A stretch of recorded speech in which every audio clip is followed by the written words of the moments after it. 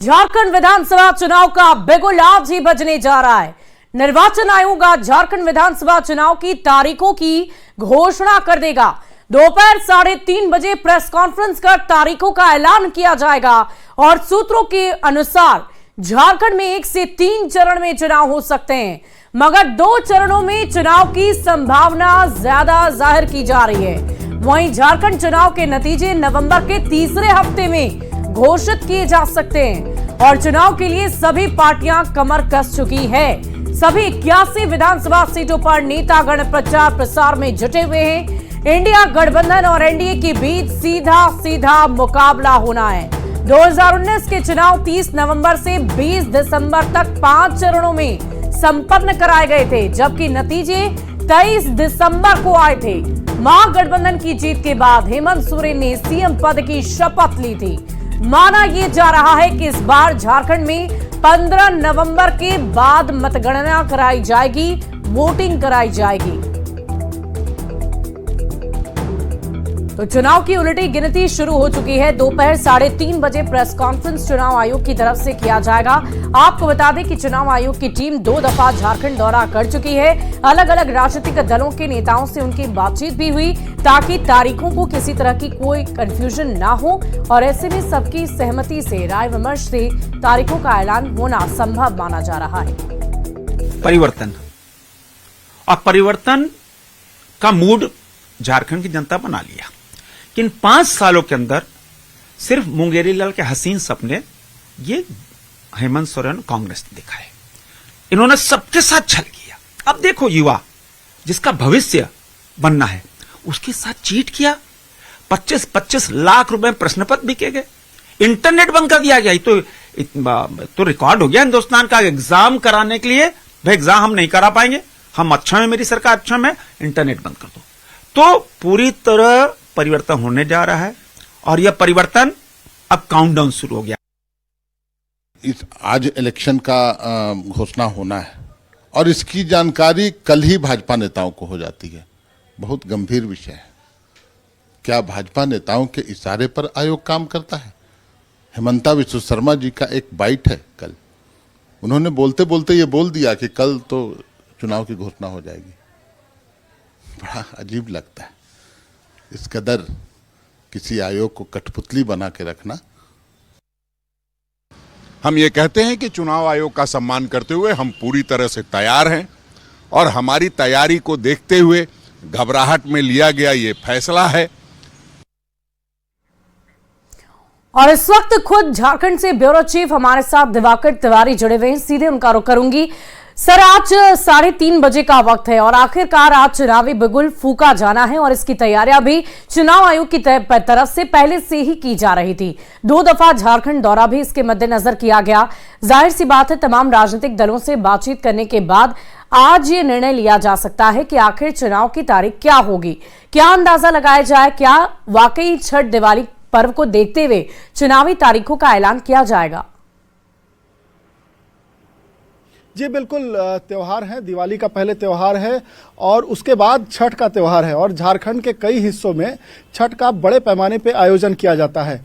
तो जो चुनाव आयोग का दौरा हुआ और चुनाव आयोग के खुद उसमें मुख्य चुनाव आयुक्त मौजूद थे, उनकी टीम जब यहाँ आई थी तो सभी चुनावी जो है मैदान में उतरने वाले राजनीतिक दलों ने ये अपील की थी कि त्योहारों को देखते ही चुनाव के तारीखों का ऐलान किया जाए।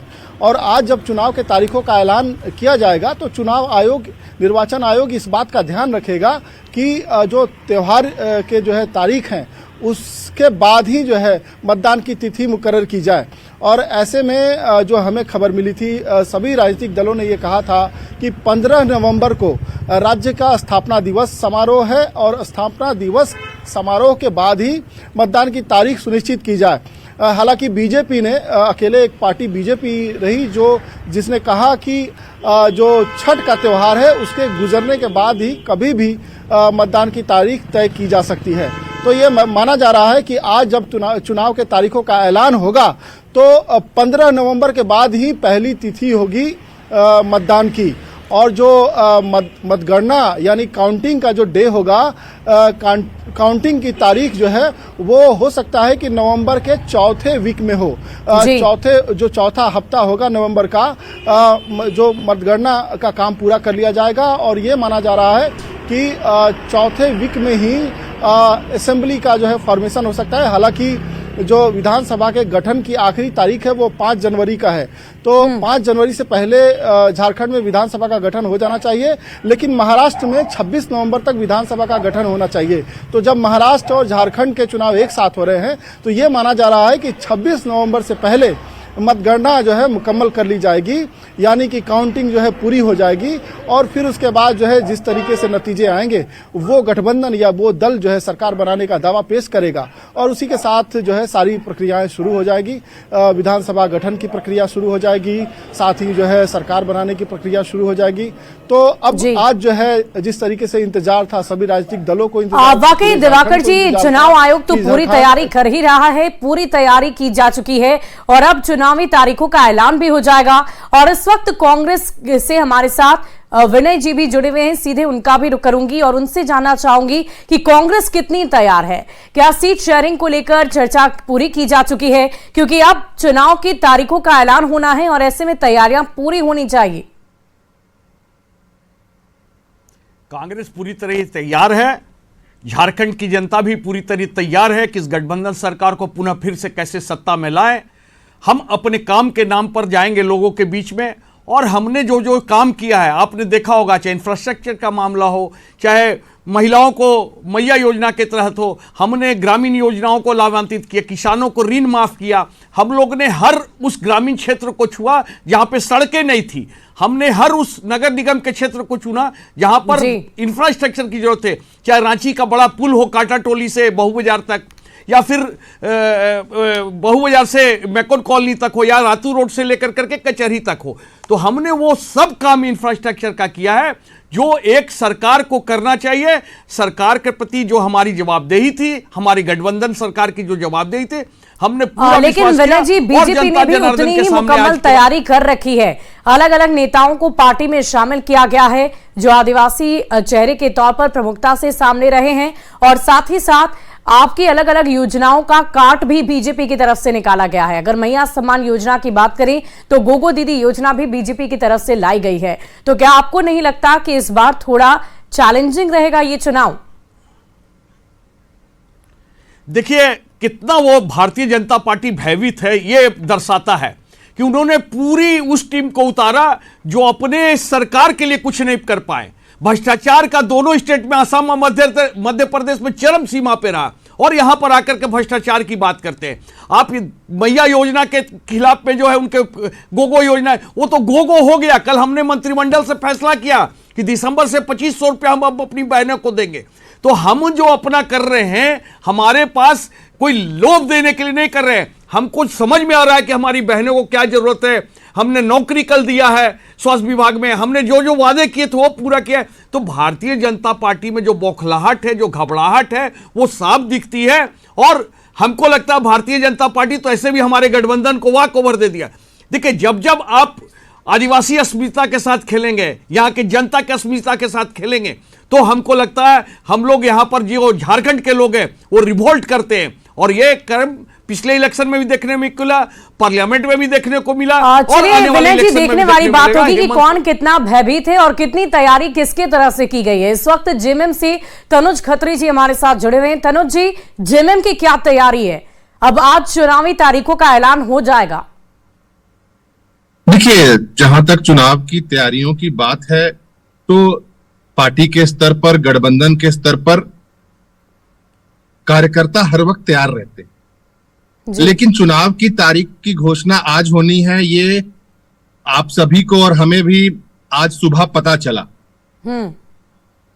लेकिन इसकी जानकारी भारतीय जनता पार्टी के सह प्रभारी हेमंता बिस्व शर्मा जी ने कल ही दे दी थी कि कल चुनाव की घोषणा होगी। तो ये क्या दबाव है भारतीय जनता पार्टी का चुनाव आयोग पर, जब कार्यकाल 5 जनवरी तक शेष है? वैसी परिस्थिति में आपकी हड़बड़ाहट क्यों है? मैं बताता हूं क्यों है। क्योंकि हेमंत सोरेन जी की सरकार लगातार जन आकांक्षाओं को पूरा कर रही है योजनाओं के माध्यम से। आज हेमंत सोरेन जी और गठबंधन की सरकार घर घर तक पहुंच चुकी है, चाहे वो बिजली बिल माफ करने की बात हो, चाहे मैया सम्मान योजना की राशि को बढ़ाने की बात हो, तमाम योजनाएं लंबी फेहरिस्त है। तो इस हताशा और निराशा से ये घोषणा होने जा रही है। लेकिन फिर भी मैंने सरकार की बात कही, सरकार का समय बचा हुआ था, लेकिन पार्टी के स्तर पर एक एक कार्यकर्ता झारखंड मुक्ति मोर्चा का और इंडिया गठबंधन का भारतीय जनता पार्टी को उखाड़ करके फेंकने के लिए तैयार है। तनुज जी, क्या आपको नहीं लगता कि इस बार के चुनाव में चैलेंजेस और भी ज्यादा होंगे? क्योंकि अभी अभी जब हरियाणा में चुनाव हुए तो बीजेपी को तीसरी बार जीत मिल गई है, और पहले कांग्रेस ये दावा कर रही थी, जो मतगणना के बाद जो रिजल्ट सामने आ रहे थे उसमें भी कांग्रेस जीतते जीतते हार गई, और ये जो जीत मिली है वो बीजेपी के लिए बहुत ही शानदार जीत रही। आपको लगता है कि झारखंड में इसका असर होगा? देखिए, निश्चित रूप से चैलेंजेस इस बार ज्यादा है। मैं क्यों चैलेंजेस इस बार ज्यादा है ये बताना चाहता हूं। पिछली बार जब 2019 में हम चुनाव के बीच में गए थे तो एक अहंकारी व्यक्ति, एक झूठा शासक, तो चैलेंजेस सिर्फ एक था। इस बार तो चेहरा ही नहीं पता है भारतीय जनता पार्टी का, कई लोग हैं, कौन इनका नेता है, तो अदृश्य शक्तियों से भी हमें लड़ना है, इसलिए चैलेंज ज्यादा है। और ये चैलेंज को हम स्वीकार करते हैं, और झारखंड की जनता ऐसा छोटा छोटा कई चैलेंज लेने के लिए जाने जाती है। इतिहास है संघर्ष का। तो ये चैलेंज है कि अदृश्य जो लोग हैं, जो षड्यंत्रकारी लोग हैं, निश्चित रूप से जब आपको षड्यंत्र से लड़ना होता है तो संघर्ष तो थोड़ा बढ़ता है, लेकिन घबराने की बात नहीं है। ये संघर्ष को झारखंड की जनता पूरा करेगी, और भारतीय जनता पार्टी को जिस प्रकार से लोकसभा के चुनाव में ऑलमोस्ट, मैं बड़ी बात नहीं कह रहा हूं, लेकिन 5 सीटों पर नरेंद्र मोदी जी जितने मतों से जीते हैं उससे ज्यादा मतों से हमारे इंडिया गठबंधन के सांसद जीत करके आए हैं जी। तो घबराने की बात नहीं है। हम एक हम्पिंग मेजोरिटी के साथ पुनः सरकार में। चलिए, जेएमएम ये मानती है कि चुनौतियां बहुत ज्यादा है, लेकिन उसी हिसाब से तैयारी भी आपकी की गई है। और इस वक्त बीजेपी से हमारे साथ प्रदीप जी जुड़े हुए हैं, उनका भी रुख करूंगी। क्या तैयारी बीजेपी की तरफ से की गई है? आज चुनावी तारीखों का ऐलान होना है। देखिए, जहां तक तैयारियों का प्रश्न है, हमारी पार्टी की जो सांगठनिक संरचना है उसको हम लोगों ने काफ़ी चुस्त दुरुस्त कर रखा है। और अभी आपने देखा होगा कि परिवर्तन यात्रा के क्रम में जिस तरह से हमारे शीर्षस्थ नेता, चाहे केंद्र के हों या राज्य के हों, 200 प्रखंडों से होकर गुजरे, उसके अलावा 50 लाख से ज़्यादा लोगों से संपर्क साधा। तो एक प्रारंभिक आप कह सकते हैं कि माहौल जो होना चाहिए चुनाव का, वो हम लोगों ने प्लेटफॉर्म तैयार कर दिया है। अब आगे आने वाले दिनों में, आज जैसे ही चुनाव आयोग की ओर से तिथियों की घोषणा की जाएगी, हमारे सभी कार्यकर्ता और नेता अपनी ओर से पूरी ताकत लगाएंगे। विगत 5 वर्षों में इस सरकार ने जो जन विरोधी फैसले किए हैं और जिन अहम मुद्दों को लेकर जनता के बीच ये गए थे, आज उस पर घोर चुप्पी है सत्ताधारी खेमे में। उन सभी चीज़ों को हम समय समय पर उजागर भी करेंगे। और जनता भी जानती है कि अब 1932 के खतियान का ये नाम नहीं लेते, चूंकि अस्मिता का प्रश्न था इनके लिए, इसलिए उस अस्मिता के सवाल को भूल गए। 5 लाख नौकरियां देने की बात की थी, उस पर चर्चा नहीं करते। यहाँ तक कहा था मुख्यमंत्री ने एक सभा में कि अगर ये चीज़ें नहीं कर पाया तो राजनीति से संन्यास ले लूँगा। तो मैं समझता हूँ कि राज्य की जनता सारी चीज़ें देख चुकी हैं। और जो फैसलों की बात कही जा रही है कि ताबड़तोड़ फैसले ले रहे हैं, हम जनहित में ले रहे हैं, तो सिर्फ इसी 2 महीने में लेने थे क्या? पूरा कार्यकाल पड़ा था आपका। जब सत्ता में आए थे उस वक्त से लेकर आपके सामने जो है लगभग 54-56 महीने का समय आपने यूं ही गुजार दिया। अब आपको याद आई कि बहनों का सशक्तिकरण करना है, उनके हित में कुछ फैसले करने हैं। तो भारतीय जनता पार्टी इसी को लेकर प्रश्न खड़ा कर रही है कि आपने पहले शुरू क्यों नहीं किया। अब जाकर जब भारतीय जनता पार्टी ने प्रस्तावित किया कि गोगो दीदी योजना के माध्यम से हम अमुक निश्चित तारीख को खाते में 2100 रुपये देंगे, तब इनको लगा कि हम तो फिर पीछे छूट गए। तब फिर कैबिनेट में इन्होंने डिसीजन लिया है कि 2500 रुपये देंगे। लेकिन अगर देने की नियत होती तो ये पहले ही घोषणा कर चुके होते। लेकिन बार बार जो रिवीजन कर रहे हैं, तो रिवीजन का कारण यही है कि आत्मविश्वास की कमी दिखाई देती है, और बौखलाहट और घबराहट जो हमारे बारे में बताई जा रही है वो उस खेमे में ज़्यादा है, क्योंकि उनको सत्ता खोने का डर है। प्रदीप जी, ये भी बताइए कि जेएमएम तो ये कह रही है कि चुनौतियां इस बार ज्यादा है। क्या आपको भी लगता है कि बीजेपी के लिए भी चुनौती ज्यादा है? क्योंकि अभी अभी हेमंत सोरेन कुछ दिनों पहले ही जेल से बाहर आए हैं। कहा जा रहा है, माना ये जा रहा है कि सिंपैथी वोट भी उन्हें मिल सकता है। तो क्या ऐसी संभावना आपको नजर आ रही है? क्या बीजेपी इसके लिए तैयार है? देखिए, किसी भी चुनाव को भारतीय जनता पार्टी हल्के में नहीं लेती। हमारे शीर्षस्थ नेता भी म्युनिसिपल कॉरपोरेशन के चुनाव में भी प्रचार करने से पीछे नहीं रहते हैं, क्योंकि हमारे लिए वो चुनाव एक आम चुनाव न होकर जनता के बीच जाने का एक अवसर होता है, जनता के मुद्दों को उठाने का अवसर होता है और जनता का आशीर्वाद प्राप्त करने का अवसर होता है। इसलिए कोई भी चुनाव हम हल्के में नहीं लेते, पूरी तैयारियों के साथ मैदान में जाते हैं और समय समय पर जैसे ही अगर फेज वाइज चुनाव होते हैं, अब एक ही तिथि में होगी, कितने चरणों में होगी कोई नहीं जानता है अभी जी, लेकिन 4 बजे के बाद सारी चीज़ें स्पष्ट हो जाएंगी। तो फेज वाइज जब होती है चुनाव की घोषणा, तो बीच बीच में रिवीजन भी होता है, कहीं करेक्शन की आवश्यकता पड़ती है तो वो भी करते हैं। चलिए, तो रिवीजन की आवश्यकता होती है और पार्टी उसी हिसाब से तैयारी करती है। आजसू से हमारे साथ संजय रंजन हैं। आजसू कितनी तैयार है? क्योंकि लगातार सीटों के बंटवारों को लेकर जब चर्चा की जा रही थी तो बहुत सारे विवाद आजसू की तरफ से सामने आ रहे थे। सीटों के बंटवारे से, संख्या से आजसू खुश नहीं थी। क्या अब तैयारी आपकी पूरी है? सीटों का फॉर्मूला जो आपके लिए तैयार किया जा रहा है उससे आप संतुष्ट हैं? जी बिल्कुल, किसी भी तरह की कोई बात नहीं है। मुझे लगता है कि एनडीए फोल्डर में जो तीनों पार्टियां अभी तक हैं वो बिल्कुल एकमत हैं, पूरी दृढ़ता के साथ एकजुट हैं और जो आसन्न चुनाव है उसमें एक तरह से कहें तो हम उन विषयों को लेकर जाएंगे जो नौजवानों से ताल्लुक़ रखते हैं। नौजवानों के जो सरोकार हैं, बेरोज़गारी का जो मसला है, लगभग 2,87,000 सीटें खाली हैं, रिक्तियां हैं, मगर उनको भरा नहीं गया। खेत खलिहान और किसानों के विषय हैं, महिलाओं के सशक्तिकरण का भी विषय है। विस्थापन एक बड़ी समस्या है जिस पर सरकार ने कभी कोई पहल नहीं की। इसके साथ ही साथ वैसे विषय जो देश की शक्ति से ताल्लुक़ रखते हैं और राज्य के विकास से भी ताल्लुक़ रखते हैं, उन विषयों को भी कभी नहीं छुआ इस मौजूदा सरकार ने।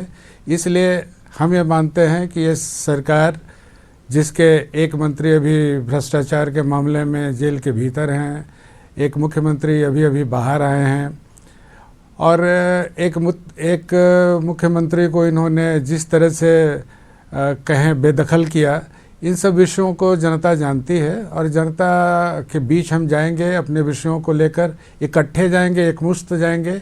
किसी भी तरह की कोई खींचतान नहीं होगी। आप निश्चिंत रहें, हम लोग बिल्कुल निश्चिंत हैं और बिल्कुल निश्चिंत भाव से इस बार चुनाव लड़ेंगे और बिल्कुल विजयी होंगे। चलिए संजय जी, यानी कि आजसू पूरी तरह तैयार है, खुश है, सीटों के फॉर्मूले से भी, बंटवारे से भी, और मिलजुल कर ये लड़ाई लड़नी है, रणभूमि में उतरना है।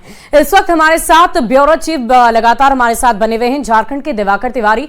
दिवाकर जी, ये बताइए कि चुनाव के चरणों को लेकर भी बहुत चर्चा हो रही है। माना यह जा रहा है कि पिछली दफा जब चुनाव कराए गए थे 2019 में तो 5 चरणों में चुनाव पूरा हुआ था, लेकिन इस बार 2 क्या एक ही चरण में चुनाव पूरे होने की संभावना जताई जा रही है। इसके पीछे क्या वजह हो सकती है? देखिए, निर्वाचन आयोग के अधिकारियों से लगातार हमारी बात हो रही थी और जो हमें सोर्सेस से जानकारी मिल रही है कि निर्वाचन आयोग पूरे तरीके से तैयार है कि 2 या 3 फेजों में चुनाव कराए जा सकते हैं, क्योंकि अभी हाल ही में लोकसभा के चुनाव हुए हैं और पिछले अगर 1 दशक में देखें तो चुनाव आयोग ने कई विंग बना रखे हैं, चाहे इलेक्टोरल लिस्ट लाने हो या पैरामिलिट्री फोर्सेस को किस तरीके से मुस्तैदी देनी हो। और झारखंड में अगर नक्सल की बात करें तो हमेशा से नक्सल चैलेंज रहा है चुनाव आयोग के सामने, लेकिन इस बार जो है नक्सली घटनाओं को अगर देखें लोकसभा चुनाव में तो वो ना के बराबर है। तो ऐसे में लॉ एंड ऑर्डर ही सबसे बड़ा चैलेंज होता है और झारखंड का लॉ एंड ऑर्डर फिलहाल ठीक है। तो ऐसे में एक फेज में भी चुनाव कराए जा सकते हैं और ज़्यादा से ज़्यादा 2 फेज में जो है चुनाव आयोग तैयार है चुनाव कराने के लिए। तो मतदान की तिथियां जो होंगी वो 2 फेजेस की होंगी और उसमें चुनाव आयोग की तैयारियां हैं और चुनाव आयोग कई दफ़े जो है, चाहे वो मतदाता सूची का करेक्शन हो या जो है अधिकारियों के प्रशिक्षण की बात हो, चुनाव कर्मियों के प्रशिक्षण की बात हो, ये सारी तैयारियां मुकम्मल कर दी गई हैं। क्योंकि पिछले ही महीनों में आप बात करें कि लोकसभा चुनाव खत्म हुए हैं और वो कंटिन्यूटी में है और झारखंड में तो लगभग सारे चुनाव अगर 2005 से बात करें तो 2005 से लेके और 2019 तक जो भी चुनाव हुए हैं उसका चुनावी वर्ष लोकसभा चुनाव के साथ ही होता है।